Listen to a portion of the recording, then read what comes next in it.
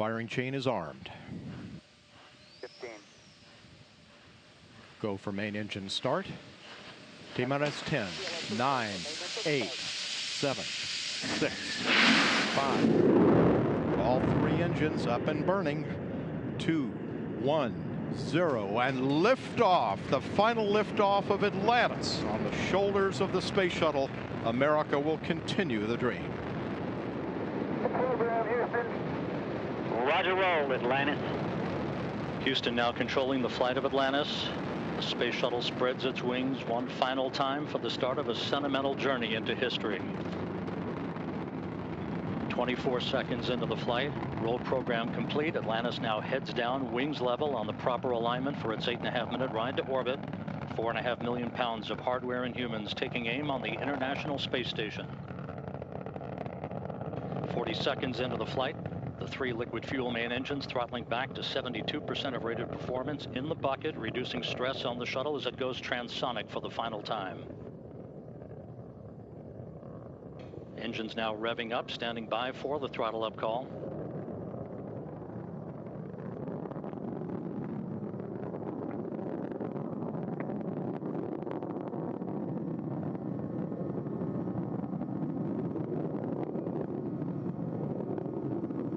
Atlantis, go at throttle up, no action, DPDT.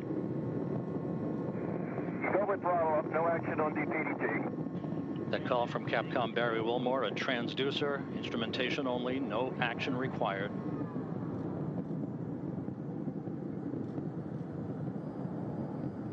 Atlantis now 15 miles in altitude, already 16 miles downrange from the Kennedy Space Center, 1 minute 40 seconds into the flight.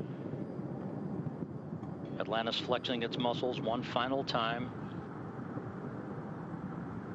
Atlantis traveling almost 2,600 miles an hour, 21 miles in altitude, 24 miles downrange, standing by for solid rocket booster separation.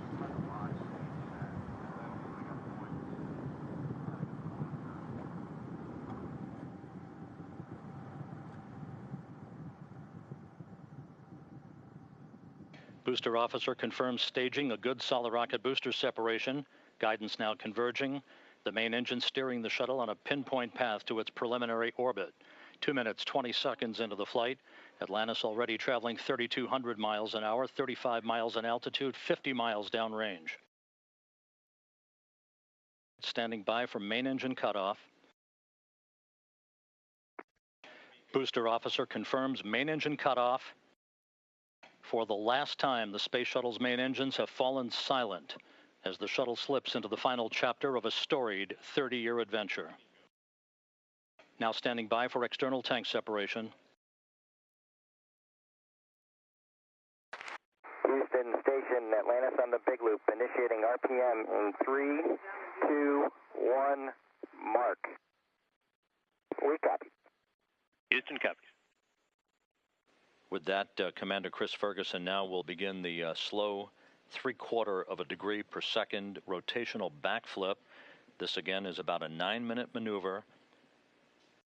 You'll hear the start photography call initiated when the orbiter is in the correct orientation of this procedure. The actual R-bar pitch maneuver will last about 9 minutes in duration, about 93 seconds of available photography for Sergei Volkov, Mike Fossum, and Satoshi Furukawa.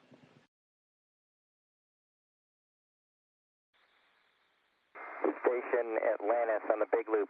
Start photos. Starting photos.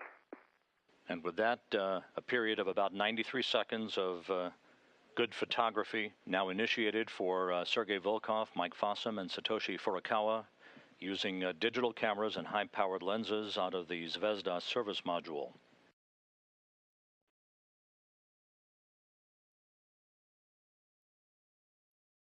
The rendezvous officer indicates to Flight Director Quatziela Barujo that Commander Chris Ferguson has flown a textbook R-bar pitch maneuver.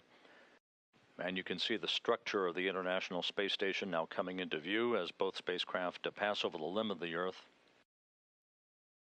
Atlantis coming up on the so-called V-bar, the velocity vector. Atlantis Houston on the big loop. The teams have been pulled in concurrence You are go for docking. Atlantis on the big loop, copies. Go for docking. Houston and station Atlantis on the big loop. We don't see a flyout. We're initiating final approach. Houston copies. Station copies. Pilot Doug Hurley informing both station and shuttle flight control rooms that no flyout is required, meaning no additional alignment required. Commander Chris Ferguson is dead spot on with the two docking mechanisms perfectly aligned. Contact, docking confirmed. Capture confirmed at 10:07 a.m. Central Time. Houston, station Atlantis, capture confirmed, and we see free drift. Station Atlantis, Houston, station free drift is confirmed.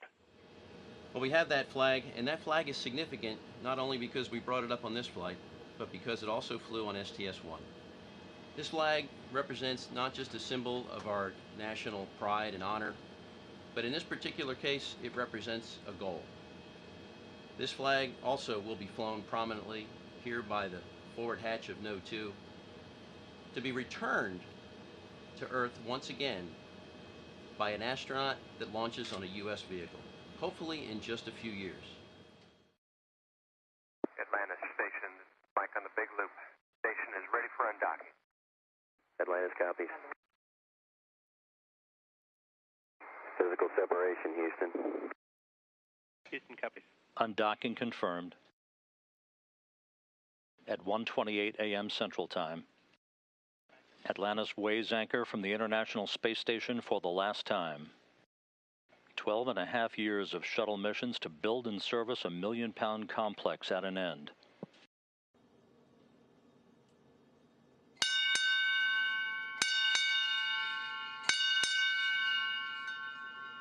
Atlantis departing the International Space Station for the last time. Thank you for your 12 dock missions to the ISS and for capping off 37 space shuttle missions to construct a orbiting research facility. We'll miss you guys. Godspeed, soft landing, and we'll see you back on Earth in the fall. Hey, thanks, Ron, USOS lead, and to the station commander, Andrei Borisenko. We appreciate your hospitality again. Hey, when a generation accomplishes a great thing, it's got a right to stand back and for just a moment admire and take pride in its work. From our unique vantage point right here, perched above the Earth, we can see the International Space Station is a wonderful accomplishment. It was born at the end of the Cold War. It's enabled many nations to speak one in space. As the ISS now enters the era of utilization, we'll never forget the role the space shuttle played in its creation. Like a proud parent, we anticipate great things to follow from the men and women who build, operate, and live there.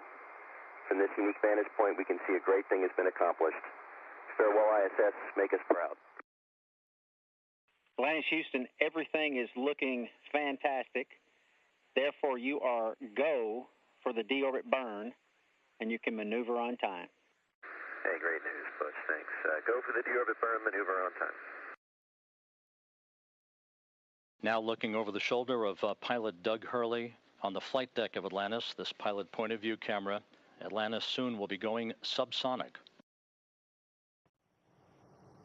Our first view through infrared cameras at the Kennedy Space Center. Commander Chris Ferguson now flying Atlantis.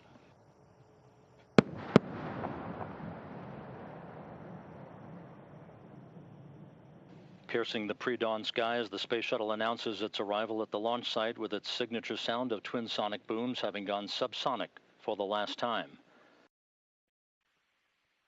Hey, field in sight, Houston. Copy, Atlantis. Field in sight. The pre-flare maneuver executed.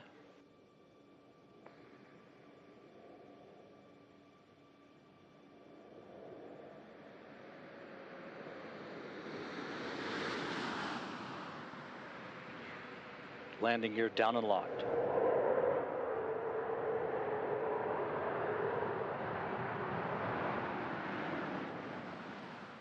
Main gear touchdown.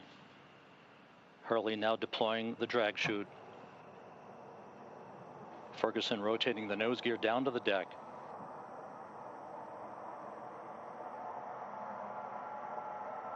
Nose gear touchdown.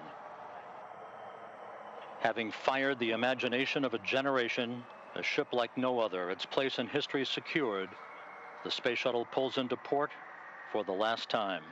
Its voyage at an end.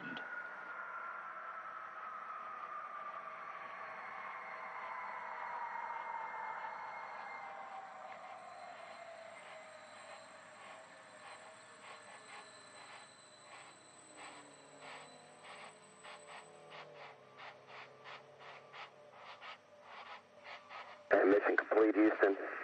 After serving the world for over 30 years, the space shuttle's earned its place in history and it's come to a final stop. We copy your will stop, and we'll take this opportunity to congratulate you, Atlantis, as well as the thousands of passionate individuals across this great spacefaring nation who truly empowered this incredible spacecraft, which for 3 decades has inspired millions around the globe. Job well done, America. Hey, thanks, Butch. Great words. Great words. You know, the space shuttle's changed the way we view the world, and it's changed the way we view our universe. There's a lot of emotion today, but one thing's indisputable. America's not going to stop exploring.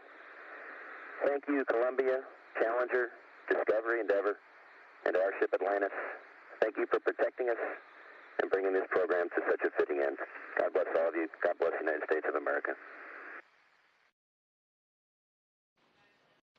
And the commander is now leaving the crew transport vehicle along with our other astronauts, being greeted by our NASA administrator and our center director, Bob Cabana.